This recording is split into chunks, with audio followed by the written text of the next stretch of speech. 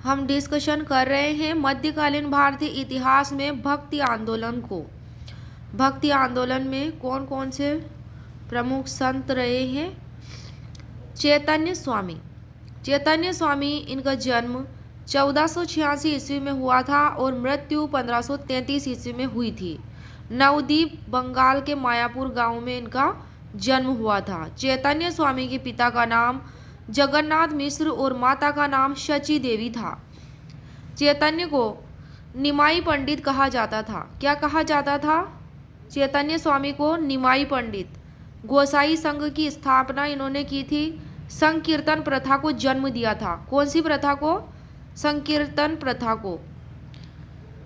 इनके दार्शनिक सिद्धांत को, किनके दार्शनिक सिद्धांत को? चैतन्य स्वामी के दार्शनिक सिद्धांत को अचिंत्य भेदाभेदवाद के नाम से जाना जाता है।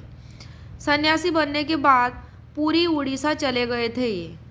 2 दशक तक भगवान जगन्नाथ की उपासना इन्होंने की थी। नेक्स्ट है संत कबीर। संत कबीर का जन्म लहर तारा वाराणसी में हुआ था। इन्हें बचपन में छोड़ दिया गया था। ये जुलाहा नीरू तथा उनकी पत्नी नीमा को मिले। इनके उपदेश सबद सिक्कों के आदि ग्रंथों में संग्रहित है। किसमें संग्रहित है? सबद में, जो कि सिखों के आदि ग्रंथ में भी संग्रहित है। कबीर की वाणी का संग्रह बीजक नाम से प्रसिद्ध है। किसके नाम से प्रसिद्ध है? बीजक। किसके उपदेश सबद कहलाते हैं? संत कबीर के। और कबीर की वाणी का संग्रह बीजक नाम से प्रसिद्ध है। तो कौन कौन से हैं वे?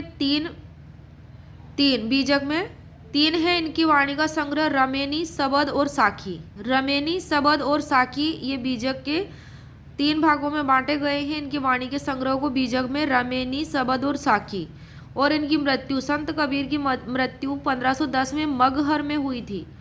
कबीर सुल्तान सिकंदर लोदी के समकालीन थे। किसके समकालीन थे? कबीर सुल्तान सिकंदर लोदी के। नेक्स्ट है रामानंद। रामानंद का जन्म 1299 ईस्वी को प्रयाग में हुआ था। रामानुज की भांति इन्होंने भी भक्ति को मोक्ष का एकमात्र साधन स्वीकार किया। क्या किया? भक्ति को मोक्ष का एकमात्र साधन स्वीकार किया, यानी कि ये भक्ति पर बल देते थे रामानंद जी। और इनके प्रमुख शिष्य, रामानंद जी के प्रमुख शिष्य थे रेदास, संत रेदास, कबीर, धन्ना, सेना और पीपा। ये प्रमुख शिष्य किसके थे? रामानंद जी के। रेदास जी की माता का नाम था कलसा देवी, जिसका दूसरा नाम पूर्विनिया भी था, घुरविनिया। कलसा देवी का दूसरा नाम घुरविनिया भी था और ये रेदास जी की माता थी।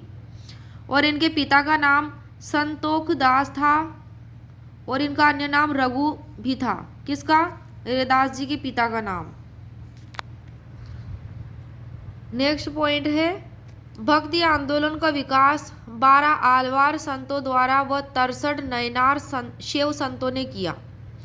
भक्ति आंदोलन का विकास किसने किया? 12 तो आलवार संत और 63 नयनार शैव संत। तो आलवार संत की संख्या कितनी थी? 12 और नयनार शैव संतों की संख्या थी 63। नेक्स्ट है गुरु नानक जी। गुरु नानक जी की माता का नाम तृप्ता देवी था, पिता का नाम कालूराम था और पत्नी का नाम सुलक्षणी था। इन्होंने देश का 5 बार चक्कर लगाया, जिसे उदासीस कहा जाता है। किसने लगाया चक्कर? तो ये गुरु नानक जी ने लगाया था देश का 5 बार चक्कर, जिसे उदासीस कहा जाता है। क्या कहा जाता है? उदासीस कहा जाता है। और इनके जीवन के अंतिम क्षण रावी नदी के किनारे व्यतीत हुए। करतारपुरा में अपना डेरा मठ स्थापित किया। कहाँ किया? करतारपुरा में। और वहीं इनके अंतिम क्षण, जीवन के अंतिम क्षण व्यतीत हुए। इन्होंने अपने शिष्य लहना यानी कि अंगद को अपना उत्तराधिकारी नियुक्त किया। किसे? अंगद को। और गुरु नानक जी का जन्म तलवंडी अविभाजित पंजाब में हुआ था 1469 ईस्वी को और इनकी मृत्यु करतारपुरा में हुई थी। सिख धर्म की स्थापना इन्होंने की थी और गुरु नानक जी सूफी संत फरीद से प्रभावित थे। किससे प्रभावित थे? फरीद से प्रभावित थे। नेक्स्ट है वल्लभाचार्य जी। वल्लभाचार्य जी का जन्म 1479 ईस्वी को हुआ था। चंपारण वाराणसी में हुआ था और इनके पिता का नाम लक्ष्मण भट्ट था। इनकी माता का नाम यलमगुरु था। माता का नाम यल्लमगरु था। वल्लभाचार्य जी के पिता का नाम लक्ष्मण भट्ट और माता का नाम यल्लमगरु, और इनका विवाह महालक्ष्मी से हुआ था। इनके दो पुत्र थे। इनकी पत्नी का नाम महालक्ष्मी था और इनके दो पुत्र थे गोपीनाथ और विठलनाथ। कौन कौन थे?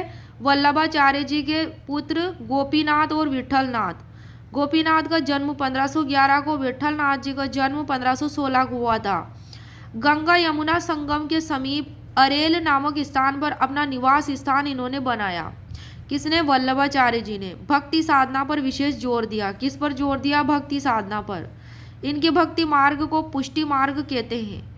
किसके भक्ति मार्ग को पुष्टि मार्ग कहते हैं? वल्लभाचार्य जी के।